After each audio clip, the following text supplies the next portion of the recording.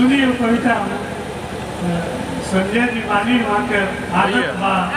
मतलब कभी आ जाए कौन आदमी के सुनल भी इस सबसे बड़हन तो मने जोगानी भाई ज्वाला बाबू राउत माने आज जब क्षत्रियत्व रुआ के खोले बानी हम सादर प्रणाम करते रुआ के यह संभव बात विश्व में कहीं नहीं के सुना जा सकता यही जा हो सकता जी सुनी कितना निमन हम थोड़ा सुनाई आदत नहीं क्या भोजपुरी सुनावे के लिए जितने आई उतने काट लिहल जाई जितना मन पर उतना सुनाई तो कुंडली दिखावे आवता पंडित जी के घर चाहे नीच करा कुल उच्च जगह पर जहाँ तहाँ मुड़ियाई बाड़े नीच करा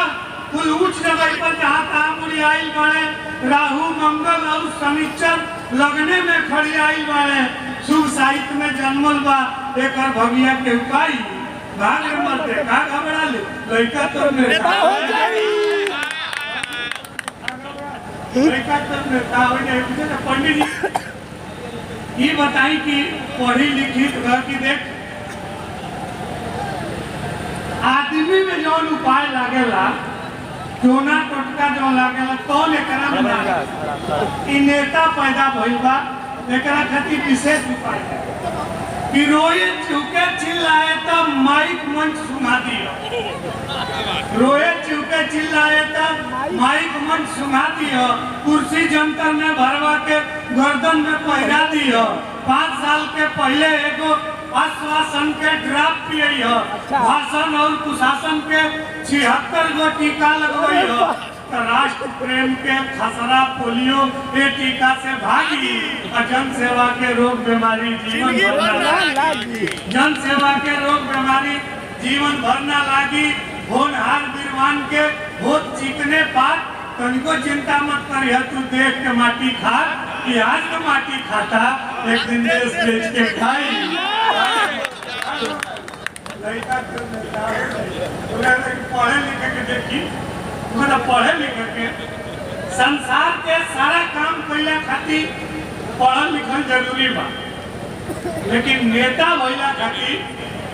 पढ़ला के कोनो जरूरत नहीं डिग्री के कोनो जरूरत नहीं पंडित जी देखता रहे पता रहा कि पढ़े लिखे में अधम बुझाता कि पढ़े लिखे में अधम बुझाता सगरी विषय लसारी नेता के लोग कोई कोनो जगह बोला दे एनी टाइम भाषण तैयार बाबू कोनो विषय होके आपने उनको जो हमारे बोलौनी बहुत बढ़िया भाई वो तुरंत कोनो चीज पर भाषण देवे नेता तैयार बड़े बड़े ज्ञान होके ना हो नेता के विशेष पढ़े लिखे में अधम बुझाता सगरी विषय लसारी जब आई इम्तिहान कापी किताब कुल भारी तू बुझबो की अनपढ़ बात बुर्बक भई नालायक होई तो जे जितने लखोर रहेला उतने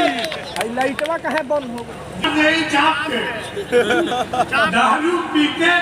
नशा विरोधी भाषण देई चाप के असली नेता हुए होला जे गरियावे बाप के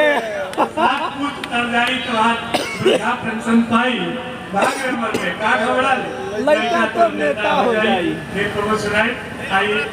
अध्यक्ष जी के आशीर्वचन के लिए रामाश्रय पांडे जी आदरणीय